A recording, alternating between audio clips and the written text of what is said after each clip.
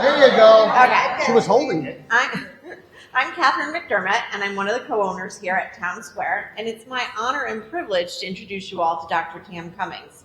I am a geriatric psychiatric nurse practitioner, and I started following Dr. Cummings about 5 years ago when I found a podcast that she had done and was absolutely floored that there was somebody out there teaching families about dementia.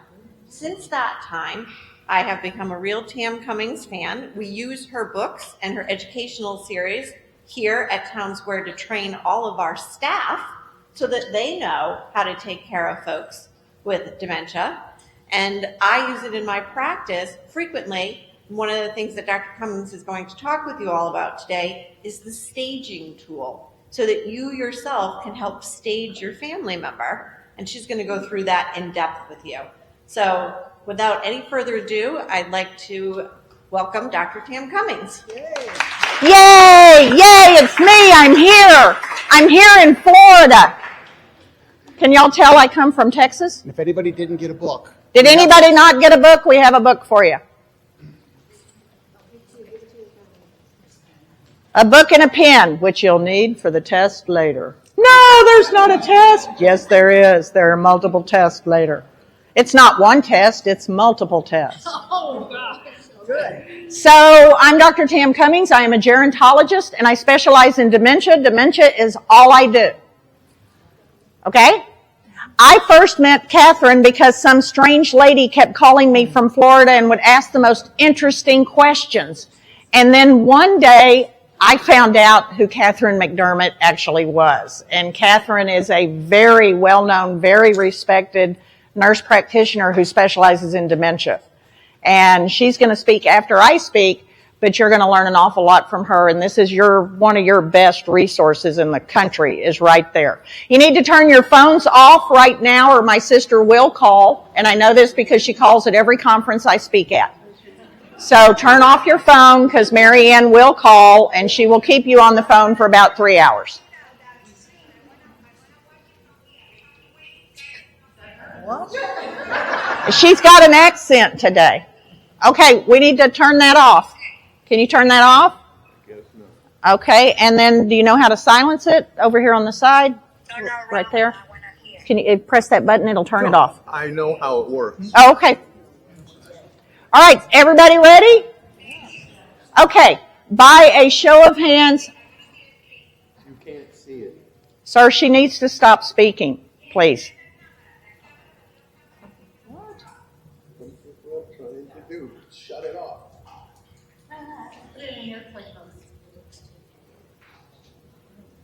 And they are recording this if you need family members to see it later. You can't do it. Okay? Shut it off. Thank you. Everybody got theirs off? Okay, you can hear me in the back. Okay, so let's get started. Are y'all ready? Howdy. Oh, that's bad. Yeah, in Texas that would upset us. So let's try it again. Howdy. There we go. Now we're ready to start. By a show of hands, how many of you are a caregiver of someone with dementia? And how many of you know which dementia your person has?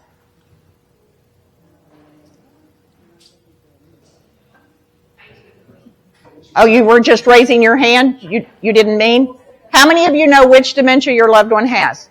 Ma'am. Which Alzheimer's? Okay. Somebody else? Nobody here knows which dementia your loved one has? Well, let's see if we can sort of figure that out for y'all today as we go through, okay? Does that sound all right? Okay. Everything that I am going to say is in your book. We are not going to go through your entire book today. That's a 6-hour conference, but we are going to get you through the first chapter, and then we're going to go through the tools that are in the back. There are all the tools a gerontologist uses to help a physician understand what's actually happening to your loved one. Some of the tools in the back are only for you, the family caregiver, because they're there to measure your stress levels and your grief levels to make sure that you survive the disease. Does that make sense to everybody? Okay, I'm going to ask you 1,000 times today, does this make sense to you? Because if you don't understand the first thing, you won't understand the next thing. Does that make sense? Yes. Don't send me an email saying you ask us 1,000 times if it made sense, because I've already warned you. Alrighty?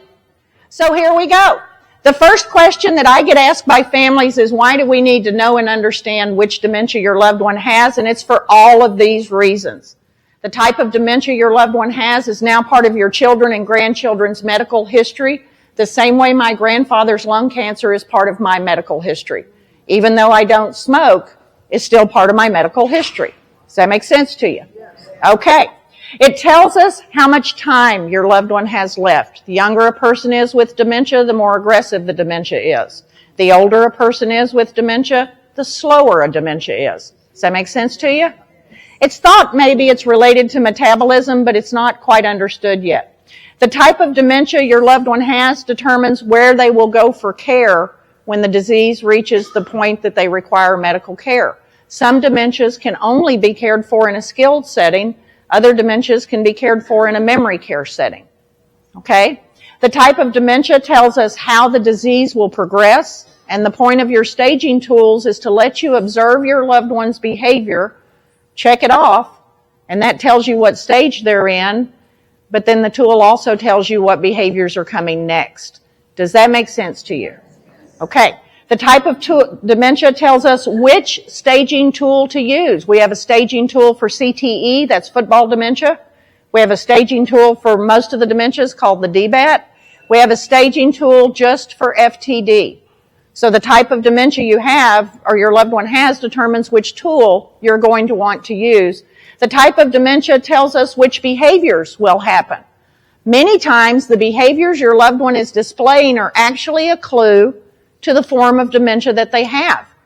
But sometimes those clues can be embarrassing, so you don't even think that this is what the doctor needs to hear, and it is. Some of the dementias have a sexual component that are actually a clue to the type of dementia the person has. That makes sense to you? And the type of dementia a person has determines whether or not medication should be used, should be started, or whether medication is not going to be a good effect in this person. And I'm talking about the dementia medications. Now, I am not an MD, I'm a PhD. Catherine is going to talk to you about medication in her session, which will follow this one. Okay, so we're going to let the expert talk to you about drugs. All right? Everybody good so far? Yeah. Okay, y'all are going to do so well on the test. I don't even know why I was worried. Okay. This is the easiest way I know to help you explain dementia to your family. We simply compare it to cancer because you understand cancer.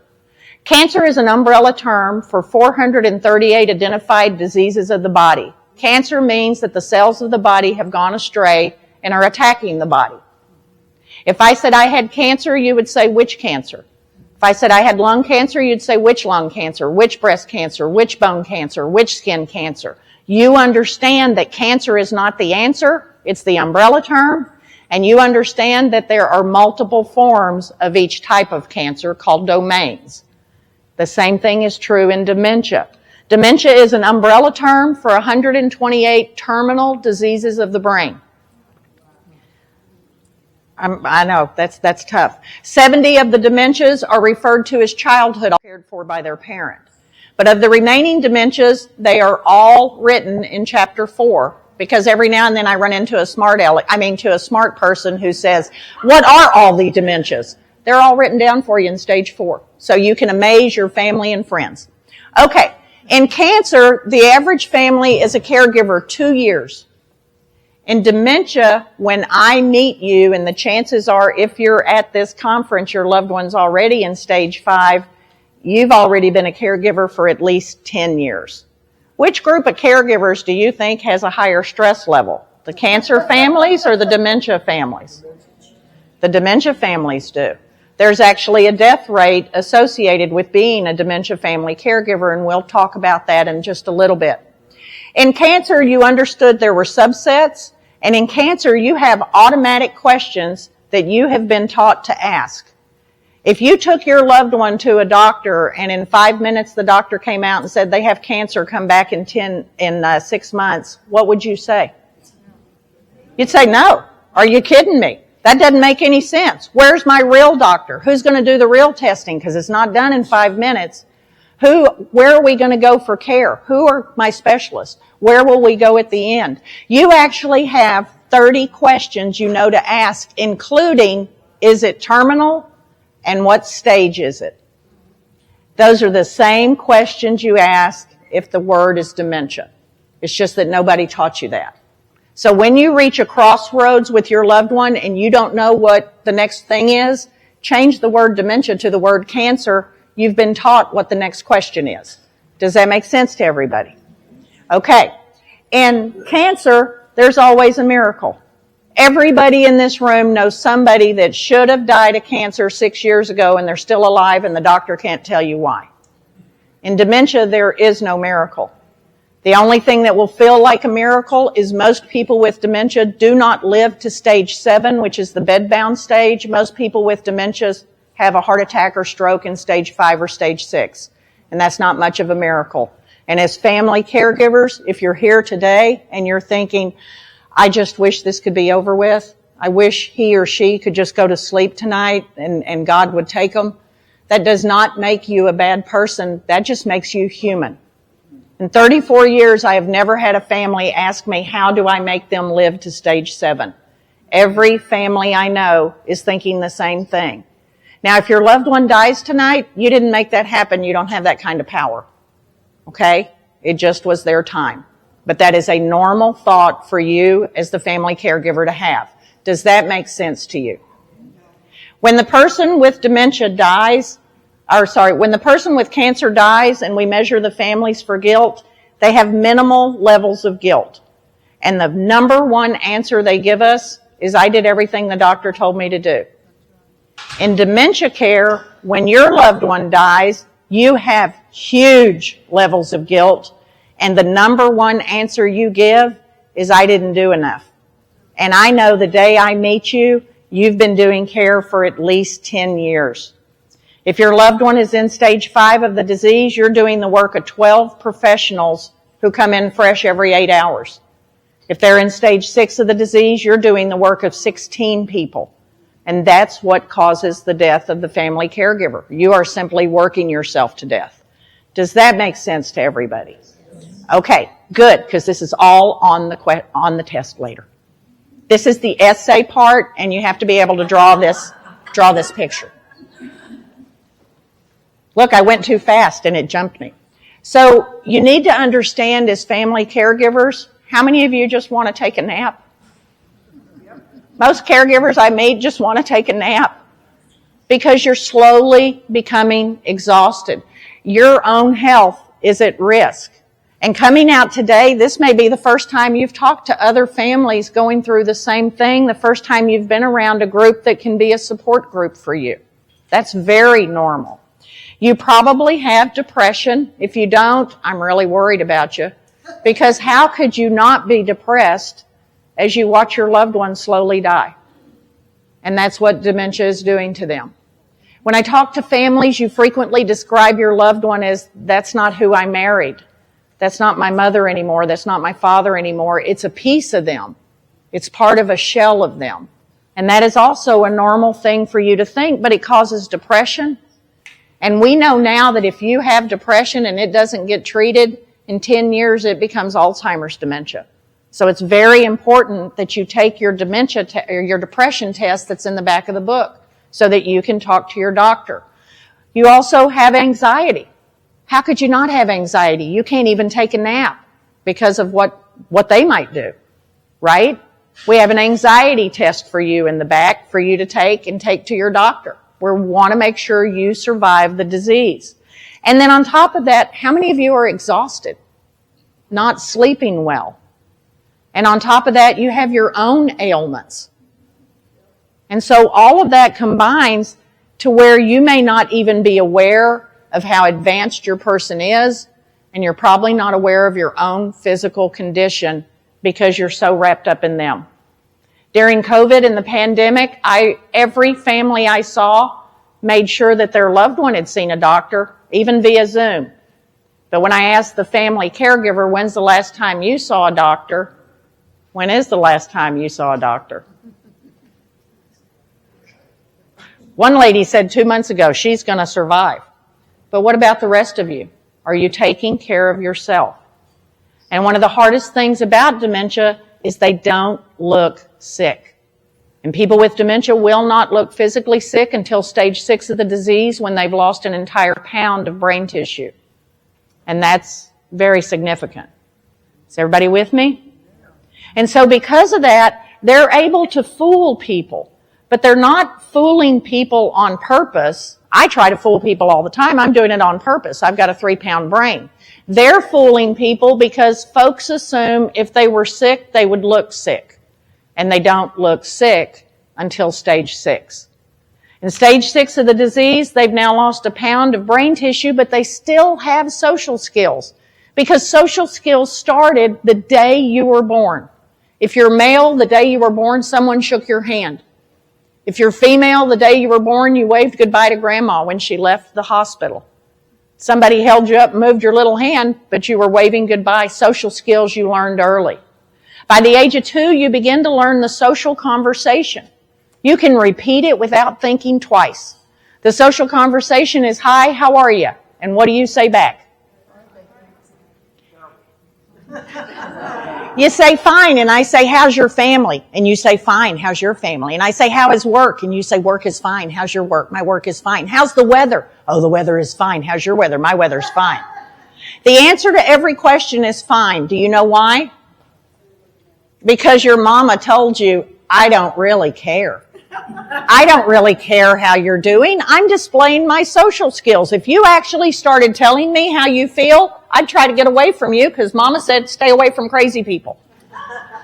So the answer to everything is fine, which means that you as a family caregiver have a child or a friend call from another state, somebody who has not spent 24 hours in your shoes, and this person gets on the phone with your loved one and they say, "Hi, how are you?" And your loved one says, "Well, I'm fine, how are you?" And they have the social conversation, and then that person hangs up, calls you and goes, "There's really nothing wrong. I just talked to Dad, and you know what? He's just fine." And you're sitting there looking at Dad and know that Dad doesn't have any idea he was even on the phone. Okay? And it's because people think if they're sick, they look sick. And in dementia, they don't. It's you living with them 24 hours a day who sees the difference in what's happening. Okay. Now, they've got good social skills, they just can't start them. That means that when I come up, I got to put my hand out to start the social skill. And as soon as I do that, your loved one's going to follow it because all your life you've been taught social skills are very important and you get in trouble if you don't use them correctly. When I was a kid, I was down at the river on the ranch and I ran into a woman I didn't know was on the ranch. And apparently the look on my face said, "What in the world are you doing on the ranch?" And I was 12 years old, and she went and told my daddy. You remember when people would tell your parents if you did something wrong? My daddy made me drive the truck over to her ranch, go up and knock on her door and apologize. Social skills are very important, and if we didn't like them, they beat them into us and made us drive over there and apologize in person. And to this day, I remember how horrible that was. They're not aware of time, which means if you need to go see a grandbaby you haven't seen yet, go see a grandbaby. If there's a wedding or a graduation, plan to go to the wedding and graduation. We can do respite care for your loved one. There's so many different ways that care can be provided so that you can get some time off. And then the most important thing is people with dementia are not aware anything is wrong with their brain. So the more you point out what they're doing wrong, all you do is make them mad because their brain doesn't know they've just done that thing incorrectly. And how would you feel if I followed you around all day long pointing out every single thing you've done incorrectly today? That'd be a lot of fun, wouldn't it? One of the best caregivers I know is an excellent caregiver because she never argues with her mother. Her mother calls and says, I want my car right now." And she goes, "Mom, it's getting an oil change." Her mother calls the next day, "I want my credit card."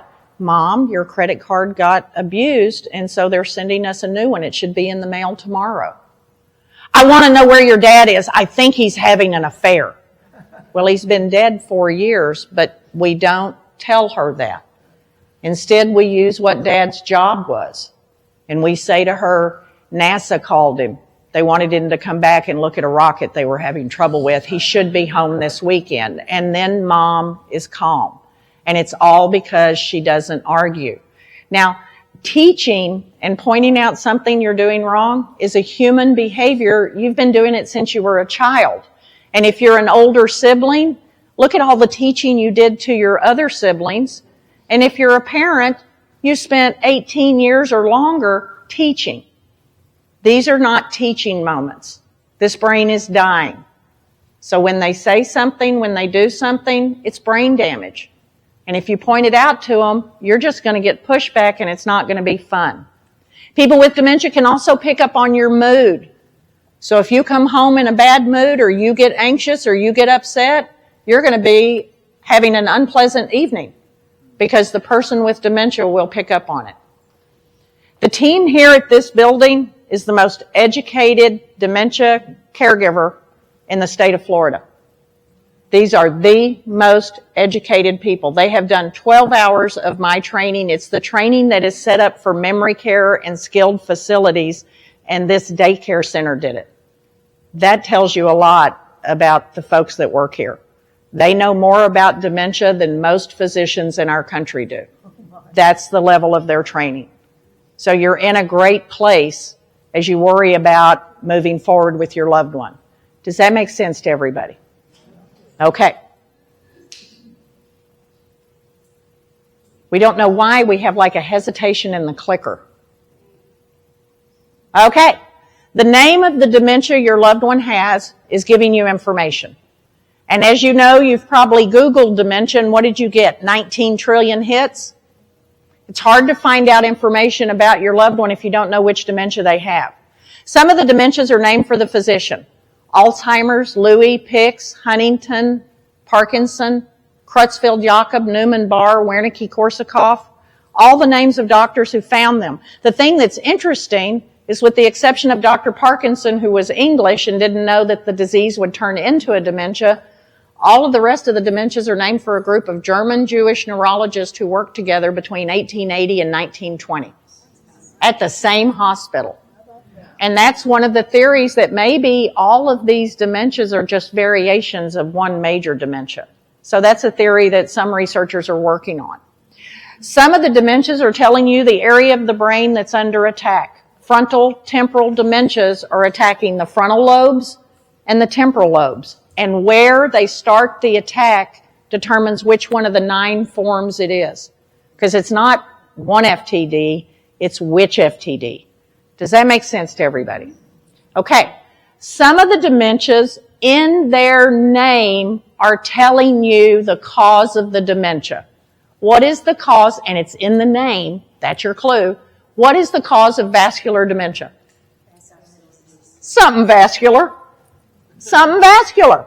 How hard is that? The problem is there's over 4 dozen forms of vascular dementia, and you need to know which one it is. Because vascular dementia people tend to be more impulsive and more physically and verbally aggressive because of how their brain is being attacked. Okay? Some of the dementias tell you what's going to happen. Primary progressive aphasia. The main course of this dementia, it only gets worse, is the inability to use and understand language. Does that make sense to you? The names of the dementia are giving you information. Everybody with me? Okay. Everybody good so far? Okay. Click. There we go. All right. These are the 9 most common dementias. This is 98% of all of the dementias. If it's not one of these, it's somewhere in chapter 4, and it's so rare that we're probably not going to figure out what it is. Now, I can't diagnose your person today, and this is in your book, but I can show you how to use this tool, and I'm going to first use my mother as the example. Okay? To make any medical diagnosis, the physician is taking the person's age, sex, and clinical features and removing everything it cannot be, so what you're left with is what it must be. Does that make sense to you? My mother is 83 years old. She never played football a day in her life. We can mark off number 9. My family does not have Huntington's. Huntington's is inherited and passed through the parent to the child, and the child either has Huntington's or they're a carrier of it. My family doesn't have Huntington's, and my 83-year-old mother would have been dead decades earlier. We don't have that one. We can mark that out. Wernicke-Korsakoff is alcohol dementia. My mother's never had a drink of alcohol in her life. We can mark off number 7. She doesn't have Parkinson's disease, and if you don't have Parkinson's disease, then you can't have Parkinson's disease dementia, right? So we can mark that one off. My mother's much too old for FTDs. FTDs is people in their 20s, their 30s, their 40s, their 50s, their early 60s. We have a few that have survived into their 70s. My mother's much too old for FTD. We can mark that one off. Lewy body dementia is unique in that it has some very unusual behaviors. It has REM sleep behavior disorder, which means the person kicks and punches so violently in their sleep, they may give their spouse a black eye, they may kick their spouse out of bed. Not the you came in late, you're kicked out of bed tonight, but physically kick them out of bed because as they're dreaming, they're acting out the dream. They also have 4 hallucinations, and the person may have one of these hallucinations, they may have all 4. Hallucination number 1 is they see children. Hallucination number 2 is they see bugs, spiders, rats, and snakes crawling on them and biting them.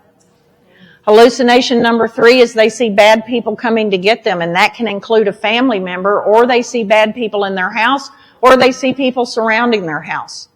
Hallucination number 4 is the person with Lewy bodies sees their spouse or they're having orgies, having sex everywhere. And as you can imagine, this makes them very unhappy. But because it's sexual, families don't tell it to the doctor, and it's a clear indicator of Lewy body dementia. So you don't need to be embarrassed about anything you talk to Catherine about. There's nothing she hasn't heard before and nothing she doesn't know. And some of these behaviors that you're embarrassed to talk about tell us which dementia we're dealing with. Everybody with me so far? My mother has none of those hallucinations, so I can draw a line through number 4. But my mother is obese. She has cellulitis. She has high blood pressure. 3 times a year, whether she needs to or not, she gets pneumonia. She grew up with a smoker. My father is a smoker. My mother has high blood pressure, high cholesterol, hyperlipidemia. Any of that sound vascular to y'all? Sounds vascular to me. And I'm going to make a check next to number 3 because of that. At 83, my mother is now in the category of people that 1 in 6 will develop Alzheimer's dementia. And what we know about Alzheimer's is if you have any dementia and live long enough, Alzheimer's will join it. And vascular dementia isn't something that happened last week. It's something that's been in place for your lifetime. You've inherited a vascular condition. So for my mother, I'm going to go back to the doctor and I'm going to ask about number 3, number 2, and a combination of those would be mixed dementia. You with me so far? Let's do Daddy. Daddy's so much more interesting. My father's 88 years old. In 1954, at Evant High School, he won as the quarterback, they won the state title for 6-man football. Y'all know 6-man football? The town is so small, the school can only field 6 boys, and those boys play both defense and offense. So there's not a lot of tackling, there's a lot of running. But I still need to let the doctor know that my father did this. Now, my family doesn't have Huntington's. I can mark that one off. You know, Mama didn't drink. Why do you think that was? Daddy drank enough for everybody. Now, I'm not talking about you mamby-pamby Floridians who mowed the lawn and had a cold beer. I'm not talking about you mamby-pamby Floridians who went out with your girlfriends and had a glass of rosé. I'm talking a case of Lone Star a day followed by a bottle of Jack Daniels. You want this dementia, you got to go work for it. It involves serious drinking. And so even though my father's been sober for 3 decades, he wasn't.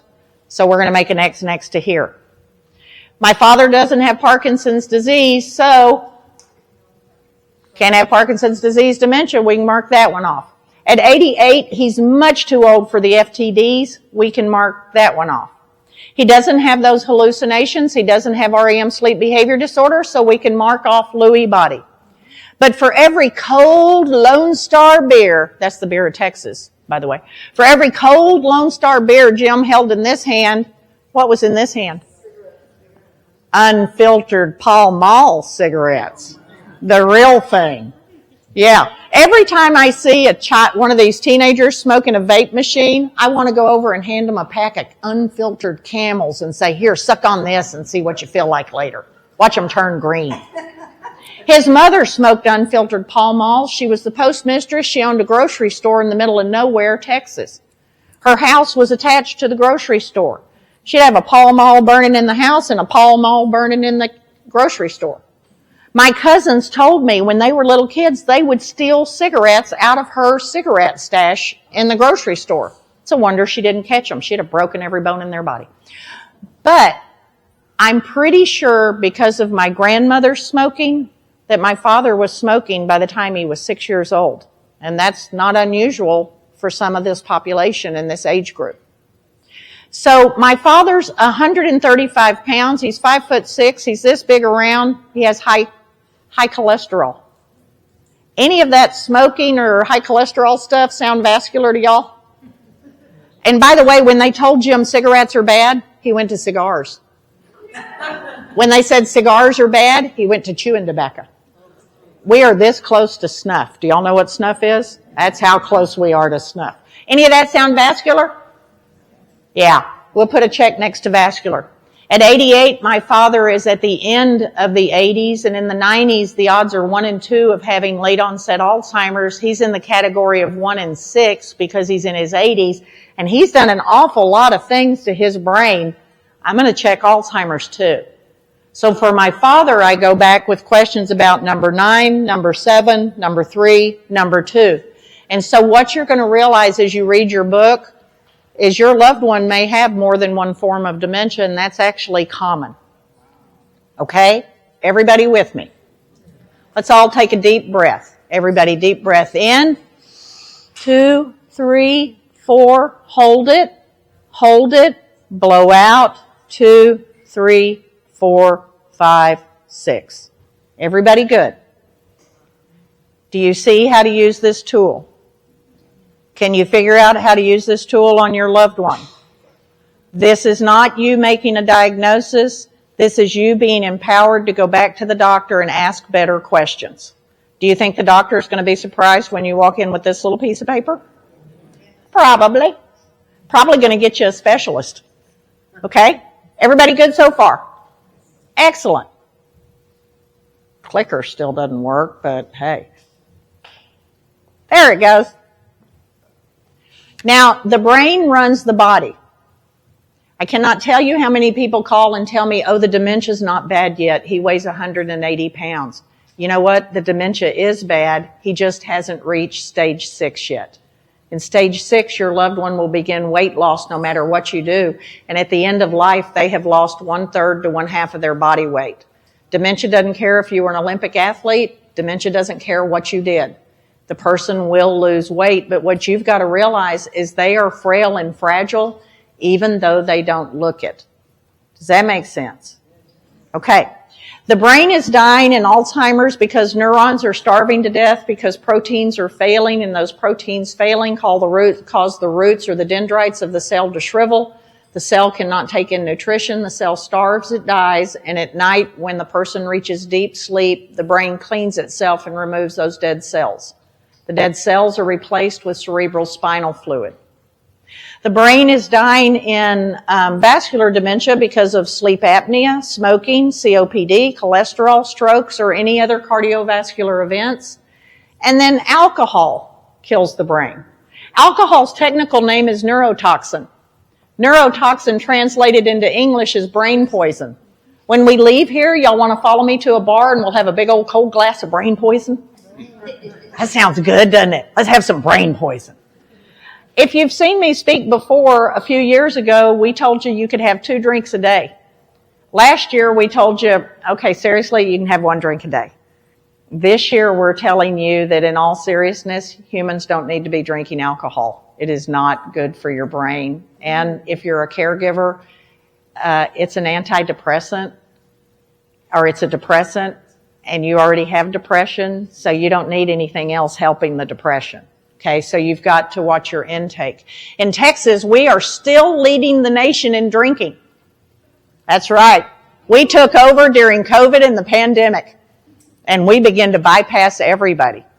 If you have noticed during the pandemic that your drinking filtered up, you now need to try to get your drinking to filter back down, okay? If you want to get off drinking but you love beer, they make 20 different kinds of non-alcoholic beer. They make Bock beer that's really good, Pilsner beers that are really good. It's just they don't have alcohol in them, okay? That's just my way to try to help you get through this moment. Everybody okay? Does everybody understand why they're doing what they're doing? Does that make sense to everybody? Okay, great. I think we only work on this side. There we go. Now, everybody with dementia falls. It is part of the brain. The brain is what allows the body to move, and as the motor cortex is destroyed, as the premotor cortex is destroyed, as the basal ganglia are destroyed, and as the limbic system is destroyed, the person eventually reaches a point where not only can they not walk, but they can't chew and swallow food. They can't recognize that their bladder or bowel are full. They don't understand how to use their hands to undo buttons or zippers. And everything that's happening is due to brain damage. No one is falling because they're not trying hard enough, and no one needs physical therapy. Physical therapy is not going to help this. This is brain death causing this. Alzheimer's actually starts up here on the top part of your brain, on the cortical area. And the first area it moves into is your motor cortex, which is right here. Then it attacks the premotor cortex. Then it attacks the limbic system. And when those things happen, you and I can't move properly. We can't bring a glass up to our mouth properly. And eventually, as damage becomes more prevalent throughout the brain, the person loses the ability to chew and swallow food correctly. Not because they're not trying, but because of brain damage. The way a person falls is actually a clue to the type of dementia that they have. In the beginning of the disease, Alzheimer's people fall back into the chair. But because they're on the chair, we don't notice that they fell. They're sitting in a chair. I go by, she's on the couch, she's fine. I go by, he's in the dining room, he's fine. I go by, he's sitting on his bed, he's fine. Nobody's watched how many times did they try to get up before they fell back in the chair. Eventually, people with Alzheimer's will begin to fall the way people with vascular dementia do. People with vascular dementia stand, their blood pressure doesn't acclimate quickly enough, and they fall forward out of the chair, landing on their faces, their elbows, and their knees. How many of you have seen the facial bruise? It's absolutely frightening, isn't it? So let me explain bruising to you. If you hit me in the arm and broke a blood vessel, blood cells would flow into the muscle tissue of my arm. The blood vessel would seal itself, and then over the next week, the muscle tissue would remove each dead cell. And as the cells die, they turn colors until finally all the dead blood cells are removed from the muscle tissue and the bruise is cleared. There's no muscle tissue here. So where do that vessel sealed, but where does all those blood cells go? They begin to be drawn down by gravity. And so your person's got a horrible bruise here, and it doesn't seem to change color quickly, and you think it's not healing. It's healing, it's just not in muscle tissue. So the bruise will move down below the eyes, and now your loved one has black eyes. Then it moves into the cheeks, and it doesn't go away till it gets to the neck where there's muscle tissue. So it's horrible to look at, but understand the bruise is healed. It's just gravity and no muscle tissue. That's part of the matching on your test later. So everybody got that? Okay. Now, Lewy body and Parkinson's. Parkinson's disease dementia has now been pulled under the Lewy body umbrella. It is considered a variant of Lewy body. And what we know is that if your person has Parkinson's disease dementia, you should be watching for the onset of Lewy body, followed by the onset of Alzheimer's. If your person has Lewy body, you should be watching for the onset of Parkinson's, followed by the onset of Alzheimer's. We know that these three dementias do go together. Is everybody with me? Lewy body and Parkinson's people plank when they fall. And planking means they suddenly stiffen like a board and they fall forward hitting their face, or they fall backwards hitting the back of their head. And that's a very unique fall, and it's a clue for your doctor as to the type of dementia the person has. Does that make sense to everybody? Does that make sense, back row? Okay. Now, FTD people, your brain weighs 3 pounds. What do you think your head weighs? She said 12. 15, 16. 20 to 25 pounds. Your bone up here is the thickest, heaviest bone in your body. Obviously, the brain was meant to be protected, right? So once the head moves forward, the shoulders roll with it, and now the person is completely bent and still walking. Am I out of balance? Which way do you think I'm going to fall? What am I going to hit? My head. Is my head snug in my cranium anymore? No. So in you and I, the brain is sitting snugly in our cranium. And if we fall, our brain has no place to move. You have a jagged ridge of bone right here called the frontal ridge. You have a jagged ridge of bone back here called the occipital ridge. Your loved one's brain is shrinking because every brain cell that dies is removed from the brain, and their brain is floating in fluid. That's why when your loved one can have one good fall with a head strike and decline a half a stage to a stage. They can be appearing to age normally and have one good fall, and now it's evident to everybody that there is something cognitively wrong with this person. And it's because when your loved one falls, the brain is bouncing back and forth inside of the cranium. And so it hits the front, the back, the front, the back, the front, the back, until there's no more energy left. So it's not that there was one fall, it's that there's one fall with a heavy strike, which makes the brain bounce. And that's why your person appears different. Does that make sense to everybody? Okay? Everybody good so far? Okay. Winariki-Korsakoff, it depends on how long that person abused alcohol. They may fall in any direction. The Huntington dementias, one of the forms is chorea. That's chorea with a CH, not a K. Chorea means jerking. So this is a tremor. This is jerking. And it's all four limbs jerking. So Huntington's people fall in any direction. And one of the forms of CTE that have been identified is a movement disorder form. So we know these men fall. We just don't have that much research on them. The research that we have right now on football is the youngest player in our country with CTE was a 13-year-old boy. He survived 2 more years. We have a 17-year-old. He survived 3 years. Of the NFL settlement agreement, 1,007 NFL players have had their brains autopsied so far. 1,006 of them had advanced CTE. So it is the hitting of the brain that causes that to happen. Okay? So they can fall in any direction as well. Does that make sense to everybody? Do people with dementia fall? Is it because you did something wrong? Is it because they're not trying hard enough? What is it because of? Brain damage. Do you know if you have paramedics come to your home for your loved one and you tell them they have dementia, they will treat them roughly? If you tell them they have brain cancer, they'll treat them like fragile glass. Tell the paramedics it's brain cancer, and when you get to the ER room, you can correct the doctor. I don't know why they said brain cancer. He's got dementia. Okay? And dementia, remember, is not the name of the illness your loved one has. It's only the umbrella term. So if all you've been told is dementia, you got to go back to the doctor. Okay? Everybody with me so far? Okie dokie. Y'all are going to do so well on the test later. I'm just so proud of y'all. So proud of y'all. Okay. I need you to prepare yourself. In stage 6 of the disease, if your loved one survives to that stage, terrible things happen. They now begin to lose 1/3 to 1/2 of their body weight. Stage 6 is where the term 36-hour day comes from, because this person, 2 hours at a time, you and I can't do that. They walk around and around and around and around. We've put petameters on them. They walk between 15 and 28 miles a day. And they don't sit down and eat. We just pass them food as they go by. So if your loved one is now craving sweets, give them the sweets.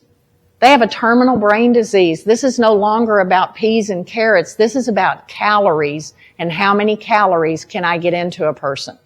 In dementia care, we're shooting for 2,400 calories a day. Do you think we get there?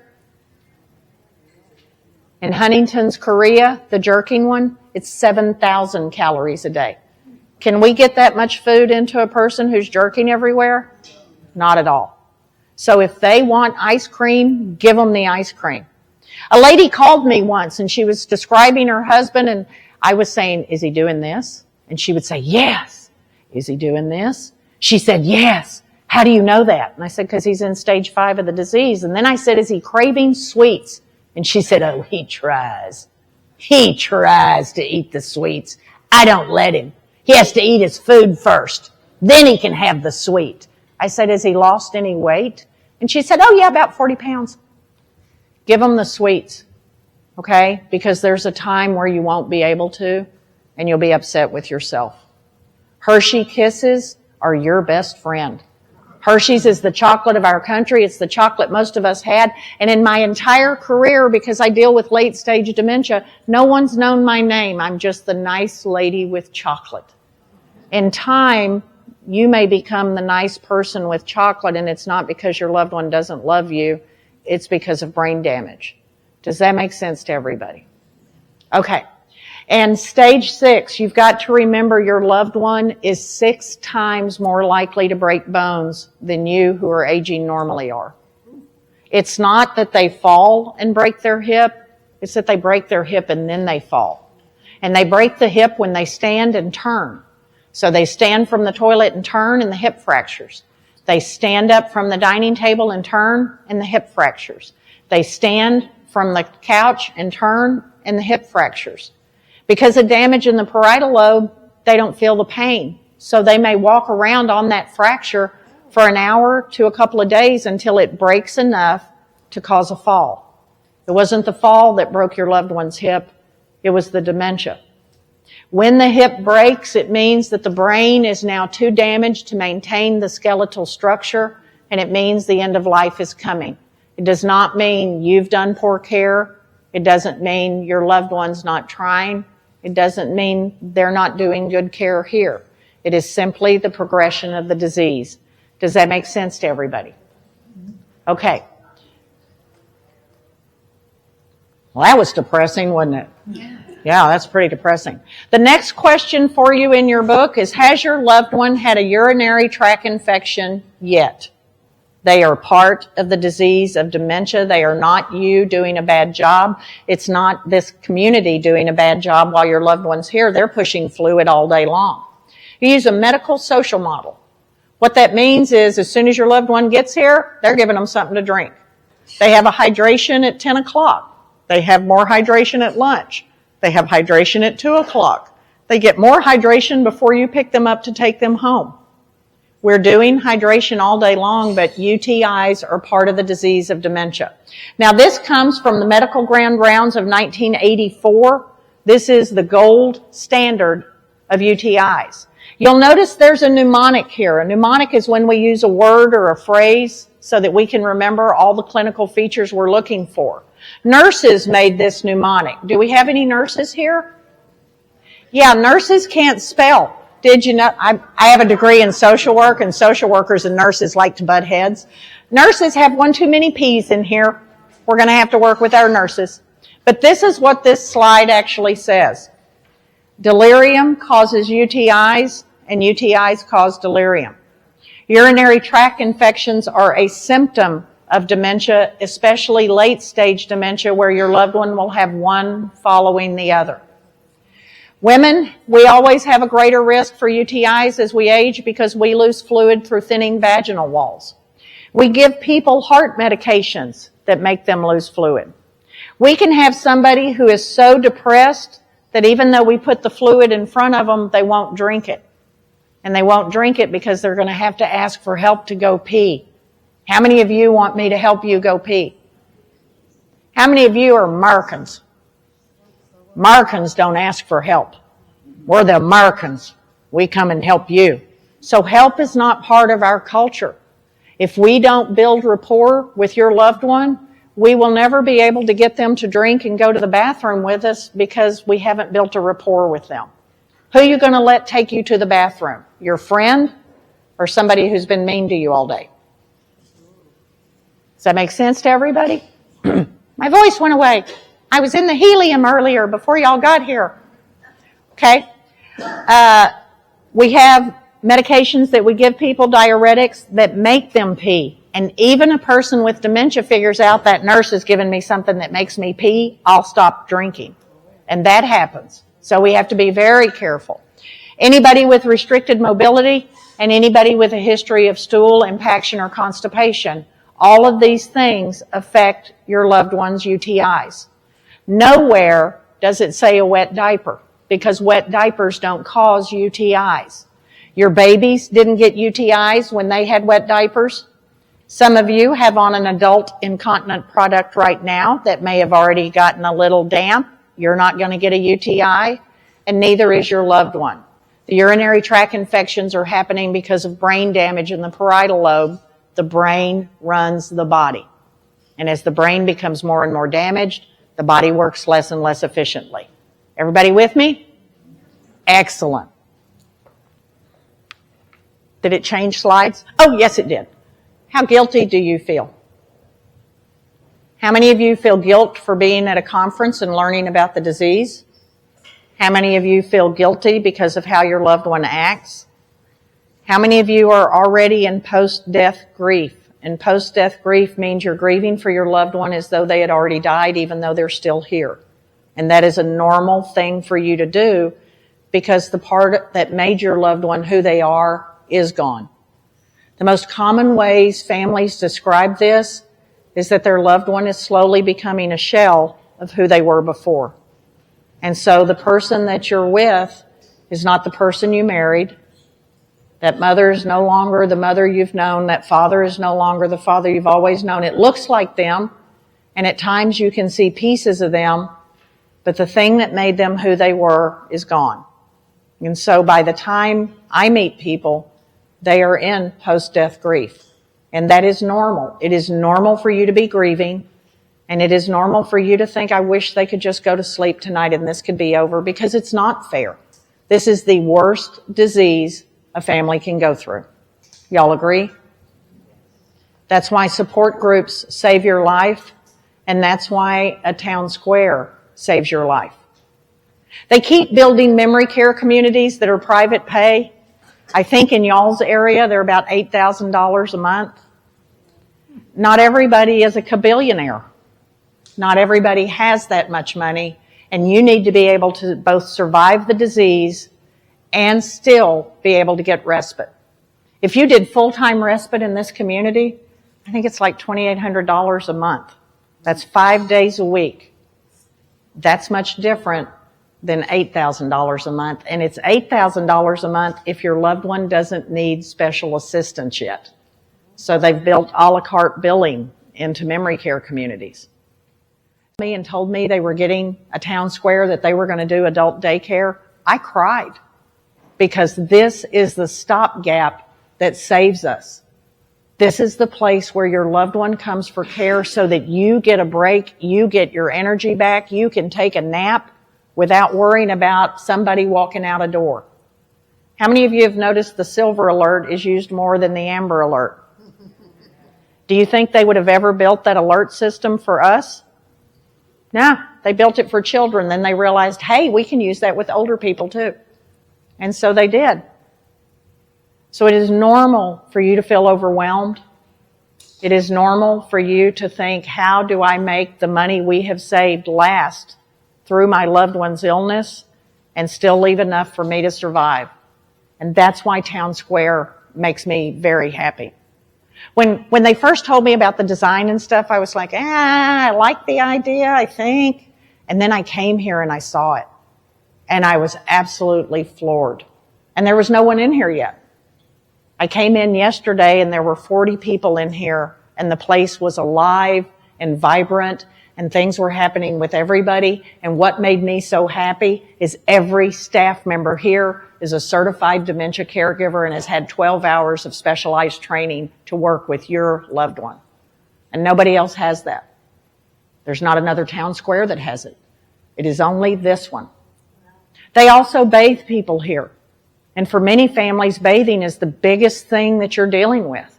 You can handle so many of the other things, but it's bathing. They'll bathe your loved one here. And on top of that, you have Catherine. And Catherine is one of the most gifted dementia medical professionals I have ever met. And I spend my days traveling the U.S. and speaking.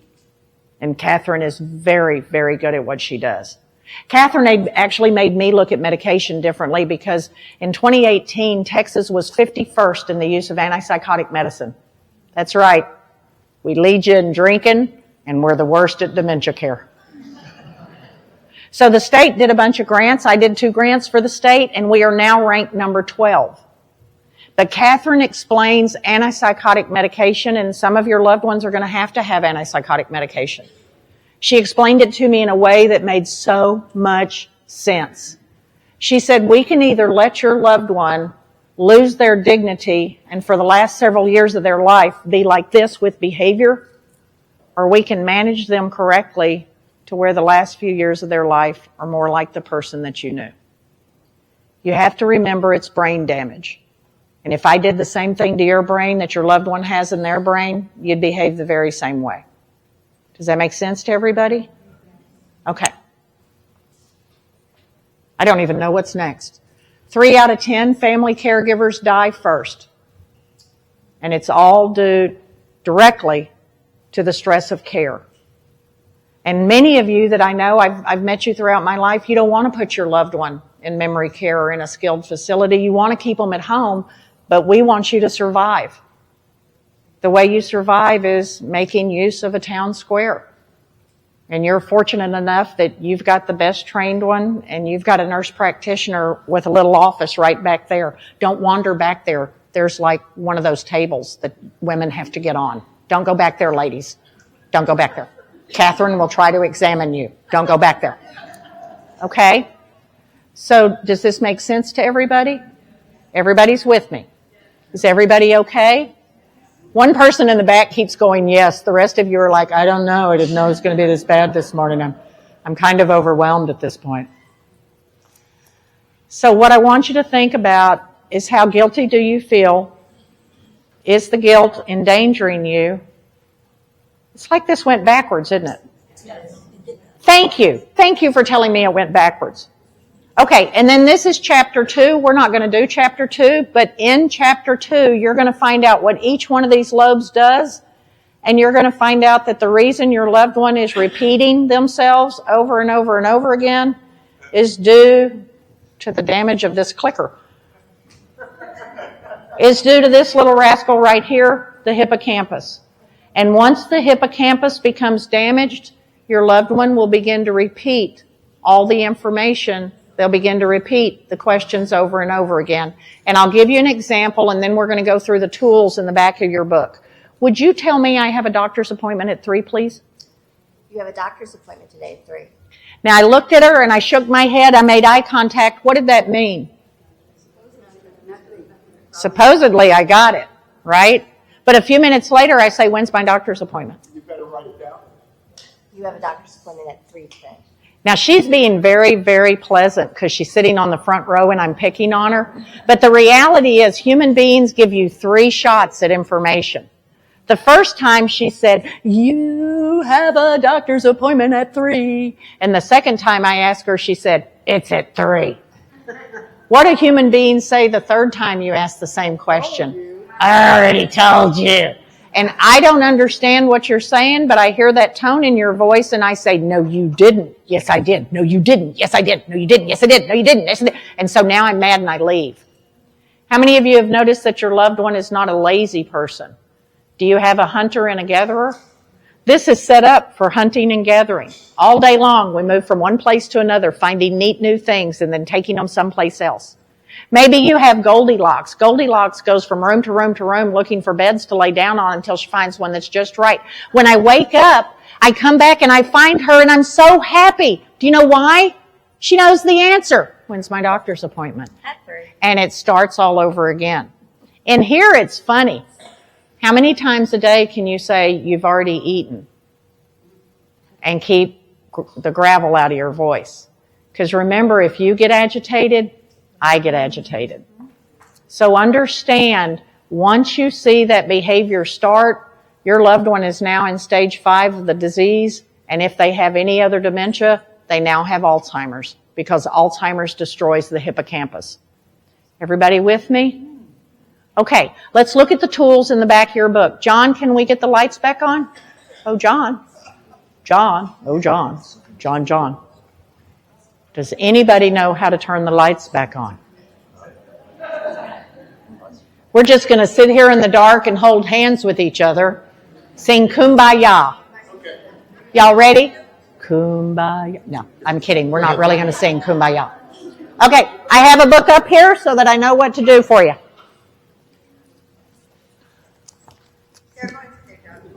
They're going to their doctor's appointment. Okay, turn to page something.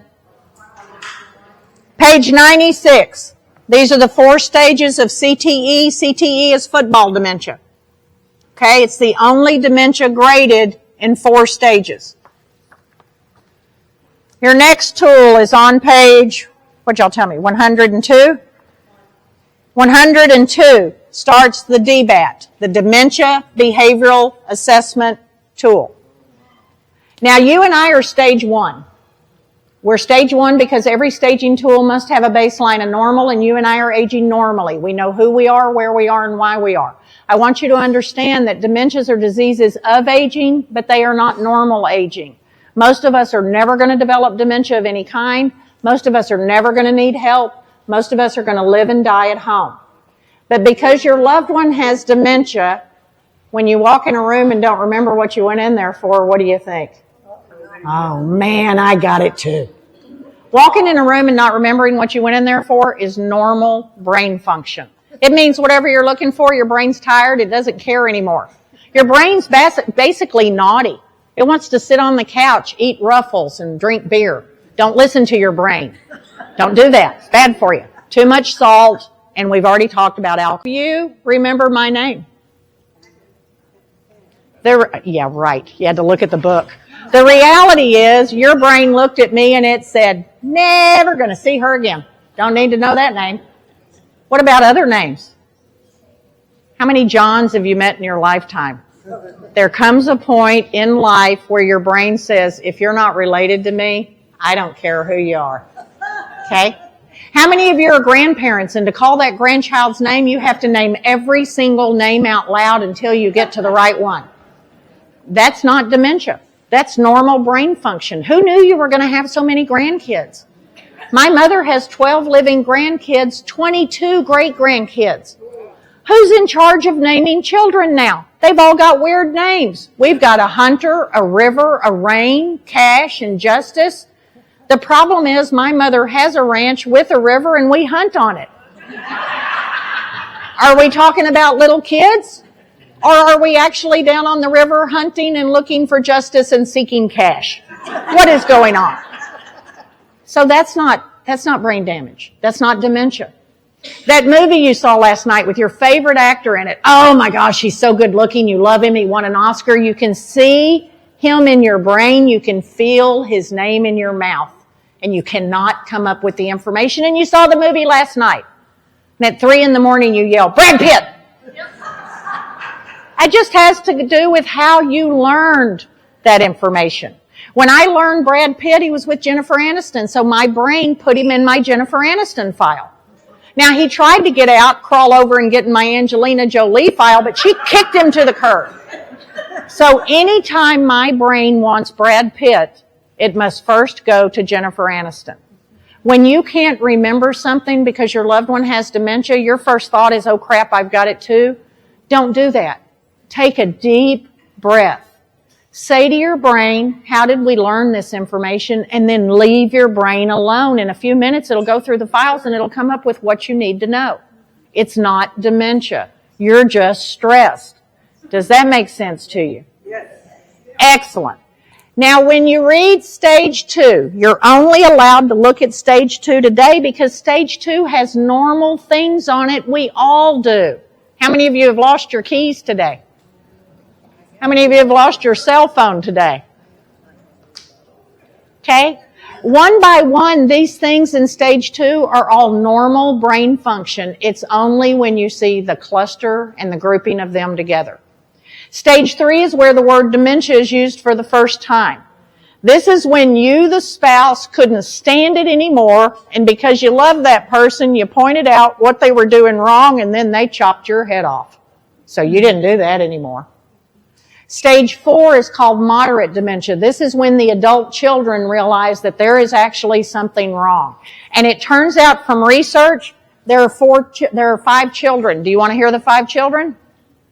Child number 1 says something is really wrong with mom. We need to step up. We need to find a doctor. We need to get medication. We need to find out about care. We need to get a plan going. Child number 2 says, yes, mom's acting funny. Child number 3 says, all old people get dementia. Child number 4 says, can I have my inheritance now? Child number 5 says, what are y'all talking about? How many of you have children that are, what are you talking about? We don't all have child number 1. So children really do perceive the disease differently. Okay? Stage 4 is typically when children, adult children, realize that something is wrong. And then they begin to tell you what you need to do. Yeah. You need to know your children are still afraid of you. Till the day you die, we are afraid of our parents. Is that not true? Absolutely. If my mother called me right now and told me I was grounded, I'd go sit in the corner. Okay? If you're here today, there's a good chance your loved one's already in stage 5 of the disease. And in stage 5 of the disease, this is now 1/2 pound of brain tissue is gone. And I divided stage 5 into 2 sections because there is so much damage that occurs in this stage. In the beginning of stage 5, your loved one has the equivalency of a 12-year-old to an 8-year-old. Later on in the disease, they have the ability of an 8-year-old to a 4-year-old.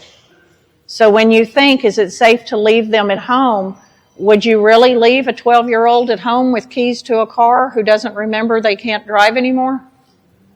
Would you leave a 4-year-old at home with a gas burner? So the staging tool is meant to let you identify the behaviors of your loved one, and by doing that, identify which stage of the disease process they're in. Does that make sense to you? Once you identify the stage, realize I grade harder than you do because it's not my loved one, it's just clinical for me. I'm usually a 1/2 stage in front of you, so get a friend to come back and do the staging with you. Once you do it, draw a line and date it. Put it away. Don't read it every day. You'll think you have it too. Okay?